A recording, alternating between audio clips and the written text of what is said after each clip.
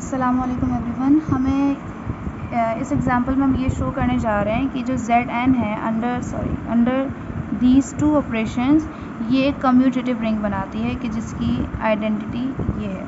Zn में हमारे पास equivalence classes रखी हुई होती हैं। Zn का मतलब ये है कि आपके पास 0 की इक्विवेलेंस क्लास है, 1 की इक्विवेलेंस क्लास है, 2 की इक्विवेलेंस क्लास है और ये कहाँ तक है n-1 तक। ठीक है जी, ये इसका मतलब। अब ये दो ऑपरेशंस कैसे डिफाइंड हैं कि यानी इसके कोई दो इक्विवेलेंस क्लासेस ऐड कैसे होंगी इस ऑपरेशन के थ्रू कि a प्लस बी की इक्विवेलेंस क्लास और और ये दोनों मल्टीप्लाइड कैसे होंगी a b, इस तरीके से। ठीक है, हमें पहले ये शो करना है कि ये जो दोनों जिस तरीके से हमने ये ऑपरेशंस डिफ़ाइन किए हैं ये वेल डिफाइंड है।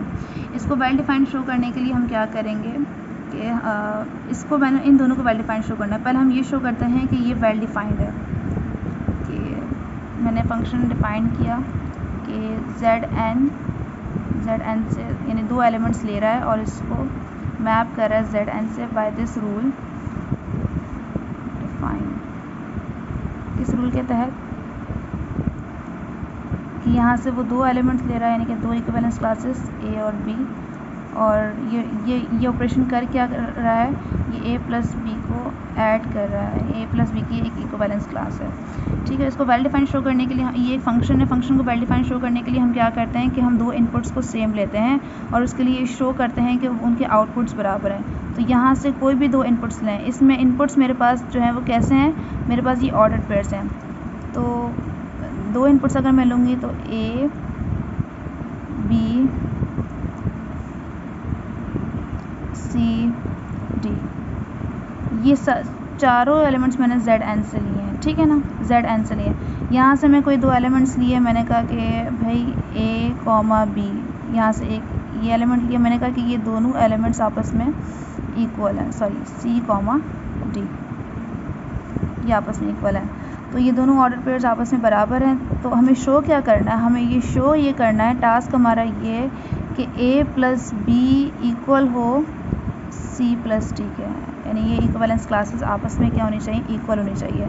अच्छा, अगर हम कहते हैं कि अगर a और b, यहाँ पर एक चीज़, अगर a और b मेरे पास ये Zn से आ रहे हैं और मैं ये कह रही हूँ कि ये दोनों इक्विवेलेंस क्लासेस बराबर हैं, तो इसका मतलब है कि n डिवाइड करता है a माइनस b के, यानी a मॉड n, और इसका मतलब क्या होता है कि n डिवाइड कर रहा है a माइनस b को, और कोई एलिमेंट n डिवाइड कर रहा है a माइनस b को, तो इसका मतलब ये होता है कि a माइनस b को मैं लिख सकती हूँ n times some integer, let's say c, for some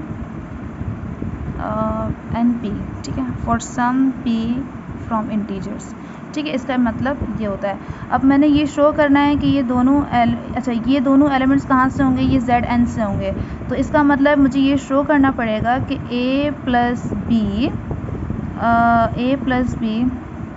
c plus d mod n, यानी इसका मतलब ये है और इसका मतलब ये है कि n डिवाइड करेगा a plus b minus c plus d को।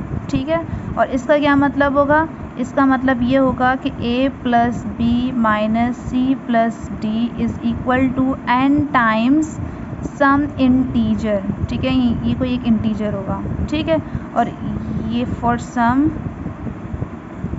फ्रॉम इंटीजर, ये कोई एक इंटीजर होगा। ठीक है जी, ये हमें शो करना है, ये हमारा टास्क है, ये हमारा एक गोल है जो हमें करना है।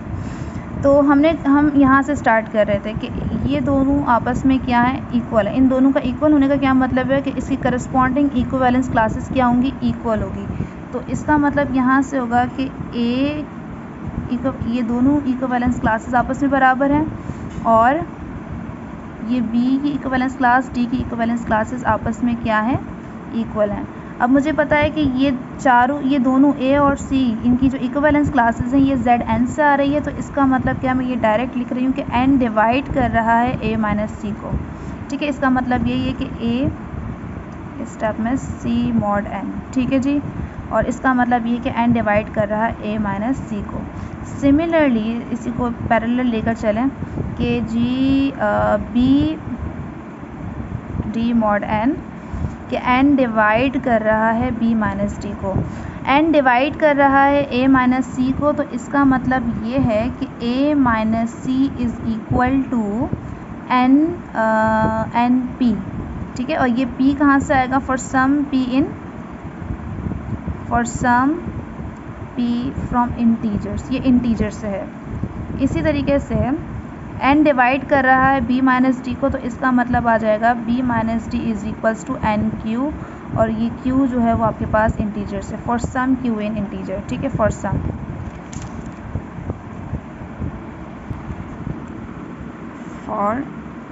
क्यू इन इंटीजर, ठीक है। यहाँ से ये दो बातें मुझे पता चल गई, ठीक है जी। शो क्या करना है कि a plus B minus C plus D इसके इक्वल है, ठीक है जी।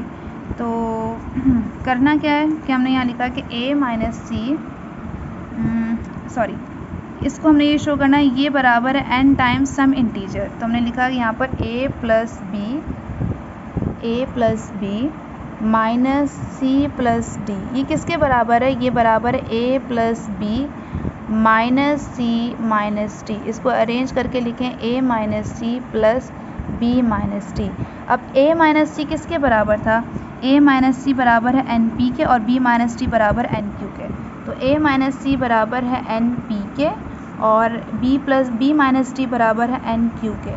तो bye distributive law n times p plus Q, तो हमें ये शो करना था कि ये जो नंबर है a plus B minus C plus D is equal to n times some integer. तो मुझे ये अब ये शो करना है कि क्या p प्लस क्यू इंटीजर है। तो हमने p इक्वेशन नंबर 1 में हमने यहाँ ये वाली बात कही कि ये जो p जो है वो इंटीजर है, और यहाँ पे हमने कहा कि q भी इंटीजर है, ये भी p भी इंटीजर है, q भी इंटीजर है। तो ये अंडर एडिशन क्या होते हैं? क्लोज्ड होते हैं। इंटीजर अंडर एडिशन क्या होते हैं? वो क्लोज्ड होते हैं। तो p प्लस क्यू भी वो है, वो क्या होगा? इंटीजर होगा। तो आप पुट कर दें d is equals to p plus Q, तो ये आ जाएगा एन डी, और d मेरे पास जो है वो इंटीजर है, for some d in integers, ठीक है, इस तरीके से। तो यानी ये प्रूव हो गया। तो इसका मतलब यहाँ से ये प्रूव हो गया, यानी हमें प्रूव करना था कि n डिवाइड कर रहा है इस एलिमेंट को, यानी यहाँ से क्या प्रूव हो गया कि n डिवाइड कर रहा है a plus B minus C plus D को। और इसके डिवाइड होने का क्या मतलब है? इसका मतलब ये था कि a प्लस बी इक्वल है c प्लस डी के, यानी ये इक्विवेलेंस क्लासेस बराबर हैं। तो यानी ये शो हो गया कि ये ऑपरेशन मेरे पास जो है वो वेल डिफाइंड है। अब हमें ये शो करना है, ये वेल डिफाइंड है। अब हमें ये शो करना है कि ये एलिमेंट भी जो है ना वो भी वेल डिफाइंड है, ये भी क्या हो? वेल डिफाइंड हो। अब इसको वेल डिफाइंड शो करने के लिए हम क्या करेंगे? हम एक फंक्शन डिफाइन करेंगे जो यहाँ से एलिमेंट ईट करेगा, और ये आपको जेड एन देगा, डिफाइंड बाय किस रूल के तहत? कि यहाँ से कोई दो एलिमेंट्स लेगा, और ये ऑपरेशन क्या कर रहा है? कैसे कर रहा है? इन दोनों को मल्टीप्लाई इस तरीके से कर रहा है, ए बी, ठीक है जी। अब इसको वेल डिफाइंड शो करने के लिए क्या करना पड़ेगा? ये फंक्शन है, तो इसके दो इनपुट्स मैं इक्वल रखूँगी, और मैं कहूँगी कि इनके आउटपुट्स बराबर हैं, ठीक है। तो लेट, हमने दो इनपुट्स लिए ए बी, ठीक है, एक ये इनपुट लिया और हमने दूसरा इनपुट लिया, इनको आपस में मैंने इक्वल रखा, ठीक है जी। अब हमारा टास्क क्या है? हमारा टास्क ये होगा, हमारा टास्क ये है कि ए बी ये बराबर हो सी डी के, ठीक है जी, ये बराबर हो, ये हमें शो करना है। और इसको शो करने के लिए हमें ये करना पड़ेगा कि n डिवाइड कर रहा है A B minus C D को, ये हमें शो करना पड़ेगा। और इसको शो करने का मतलब क्या होगा कि A B minus C D is equals to n times some integer, ठीक है, कोई इंटीजर मेरे पास यहाँ पर मौजूद होगा। अच्छा जी, अब यहाँ से हम स्टार्ट कर रहे थे कि हमने कहा कि ये दोनों आपस में इक्वल हैं। तो इसका क्या मतलब है? इसका मतलब ये है, इसका मतलब ये है कि ये दोनों इक्विवेलेंस क्लासेस आपस में बराबर हैं, और ये दोनों इक्विवेलेंस क्लासेस आपस में बराबर है। और इसका क्या मतलब है कि ये क्योंकि हमारे पास जेड एन से आ रहे हैं, तो n डिवाइड कर रहा है a माइनस सी को, और यहाँ से n डिवाइड कर रहा है b माइनस डी को। n डिवाइड कर रहा है a माइनस सी को, तो इसका मतलब ये है कि a minus C is equal to N P, okay. और इसका क्या मतलब है कि n डिवाइड कर रहा है b माइनस टी को, तो b minus T is equal to N Q. ये आपके पास इक्वेशन नंबर 1 और ये आपके पास आगे इक्वेशन नंबर 2।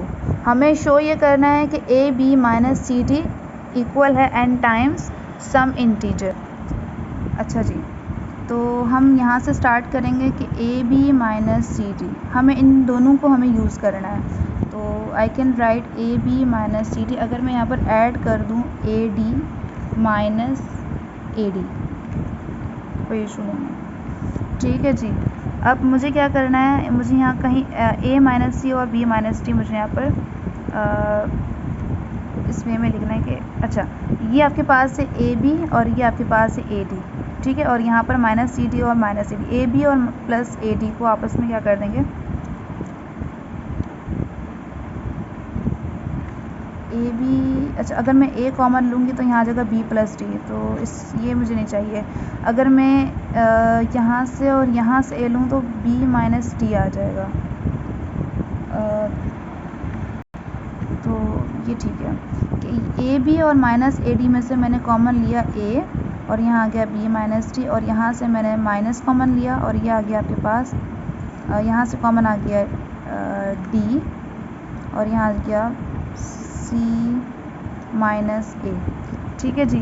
तो ये आपके पास आ जाएगा,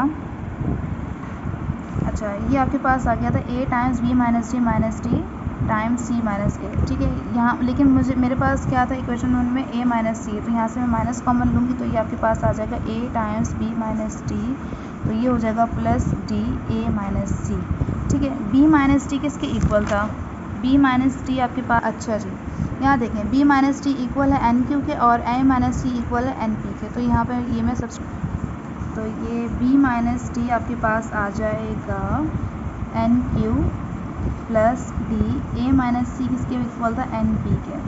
अब यहाँ से आपके पास कॉमन क्या आ रहा है, कॉमन आ रहा है एन और यहाँ आ रहा है ए Q plus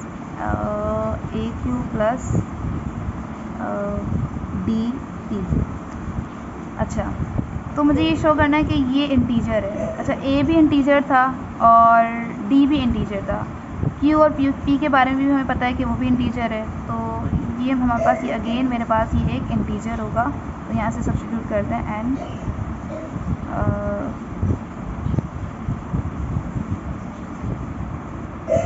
for some A Q plus D P from integers. तो यहाँ से ये प्रूव हो गया कि n डिवाइड कर रहा है A B minus C D को, तो लिहाजा कि ए बी और सी डी ये दोनों आपस में इक्विवेलेंस क्लासेस बराबर हैं। इसका मतलब है कि ये भी मेरे पास एक वेल डिफाइंड बाइनरी ऑपरेशन है, ठीक है जी। अच्छा जी, अब हमारा टास्क ये था कि ये मेरे पास एक रिंग बनाती है और ये रिंग भी हो तो वो कम्यूटेटिव हो। तो पहली चीज़ हमें चेक कर लें कि क्या ये रिंग बनाती है, तो क्या ये इस ऑपरेशन पर ये एक अबेलियन ग्रुप है, ये एक अबेलियन ग्रुप है। इसको आप चेक कर सकते हैं। अबेलियन ग्रुप शो करने के लिए हमें क्या करना पड़ेगा, हमें ये शो करना पड़ेगा कि ये क्लोज्ड हो, एसोसिएटिविटी होल्ड कर रहा है, एडिटिव आइडेंटिटी इसमें हो और एडिटिव इन्वर्स भी इसके अंदर हो, ठीक है जी। तो क्या अगर मैं कोई दो एलिमेंट लेती हूँ ए प्लस बी, ठीक है, और मैं इनको ऐड करवाती हूँ तो क्या ये जेड एन में जाएगा, ये जेड एन में जाएगा, ये क्लोज्ड है, ठीक है, यानी ये ऐसा ऐड होगा और ये जेड एन में ही जाएगा, ठीक है। ये क्लोजर होल्ड करता है, एसोसिएटिविटी भी होल्ड करती है, एसोसिएटिविटी भी क्लियर है, वो भी होल्ड करती है। क्या आप इसको